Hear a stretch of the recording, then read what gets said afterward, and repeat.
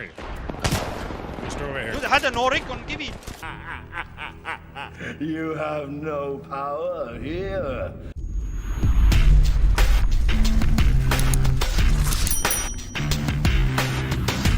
Hey everyone, Thornton Smash here, and we have a ton of news today about nerfs that are coming to Apex Legends, including some that we've never actually seen in the game before and that will completely change the meta. Along with that, we are going to go ahead and give out 45 bucks today. All you gotta do is like, comment, subscribe, and you're entered for a chance to win. But now, let's talk about what's changing for Season 13. Let's go ahead and start off with the biggest nerf going into Season 13, and that's to the Kraber sniper in the care package. And these are the stats that we've had pretty much since the game has been around. If hit in the head, it's pretty much a one-shot kill, and the body does 145 and the leg does 116. According to the datamine files that AG420 went through yesterday when he put out the huge leak, they have reduced the damage by quite a bit. It can still kill you with one shot if you don't have the right armor and equipment on you, but it is quite reduced. The body and the leg damage only go down about 5 or so hit points, and you might be thinking, well, this doesn't look like that big of a change to the Kraber overall. I assume that they are actually going to add 1 or 2 other small features that we haven't heard of yet, but the headshot damage is the really important factor because they're completely changing the way that helmets have worked in Apex Legends so far. They have increased the strength of the helmet so that you will take less damage from headshots, and AG also gave us the multiplier right here. Basically multiplied the damage that you would normally get from a headshot by the values listed here, and it will let you know how much you're supposed to get hit for. There was a Reddit user, Osalvadortori, sorry if I mispronounced that, who actually broke down how this would affect every single weapon, and I basically looked through them all, and every single weapon has about 2 to 3 less damage for headshots, so you will want to be aware of that going into the new season. We also know that as the Spitfire is being moved out of the care package and the Mastiff is being put into it, the Spitfire will be returning to the ground floor, but it will not have the barrel stabilizer as it has in the past. The Spitfire never had a massive amount of recoil, but it is a slight nerf to it in that sense. Along with that, in a previous patch, Shrugtal had found some buffs that had been added to Rampart, and Respawn noticed the mistake and actually removed them from the game. Well, they're back in the files now according to AG420, so it does look like Rampart will be getting those buffs. We also now know that the fortified perk, which allows heavier set characters such as Gibraltar, Caustic, and the new Newcastle an extra 15% health due to their large frames, will no longer protect them against headshots. But by far the biggest changes were to the ranked system, and we got a full look at it not only from leakers but also from Respawn themselves. And the ranks will mostly stay the same, although there is a new tier added called Rookie, which will only be for new players. If you've already played ranked, you will not be able to be demoted into this, nor will anyone be starting at this in Season 13 unless you are brand new to the game. They have also added rank entry costs for pretty much every rank except for that Rookie rank, meaning you can now be hard stuck bronze. And every tier's RP has increased. For example, Masters is now at 15,000 where it was previously 10,000. There's good reason to remove it though, because they have replaced the RP cap. You can basically get as many points as you so desire if you go into all out pursuit and try to take down as many teams as you can. And they've also increased the way that assists work. If you tag someone now, instead of 10 seconds for them to get finished, you have 15 seconds allowing you to get a point. And in the files, it was actually found that even if you don't do any damage to them, as long as your teammate does, you actually still get half an assist point. Meaning you can kind of just run around the map, and if you have a killer squad, you'll still get assist points. But I wouldn't rely on just your teammates because you're going to want to help out because they have added tier demotion. And when you get into a new tier, you have 3 games to try to go positive, but if you continue to go negative, you can be demoted halfway down the previous division. And you're not going to be able to rely on third-party kill stealing anymore, as they have fixed that long-standing issue where players were getting credit for unintentionally eliminating teams that they actually had no part in taking down. And don't forget, we are playing on Storm Point and World's Edge for Season 13, but if you were looking for a little bit of an edge in ranked, I got you guys. Do you find yourself struggling on ranked in Kings Canyon? Are you constantly dealing with third parties? Are people constantly clapping your cheeks and causing you insufferable rage? There's another team behind us! Another team behind us!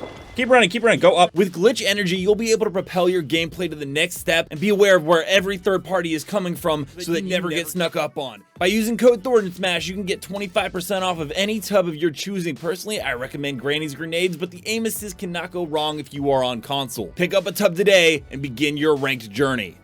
I want to thank the fans watching. I want to thank the 1972 Dolphins. I want to thank Baby Jesus. And I want to thank Glitch Gaming and everyone. And we don't have to play Kings Canyon anymore. Woo!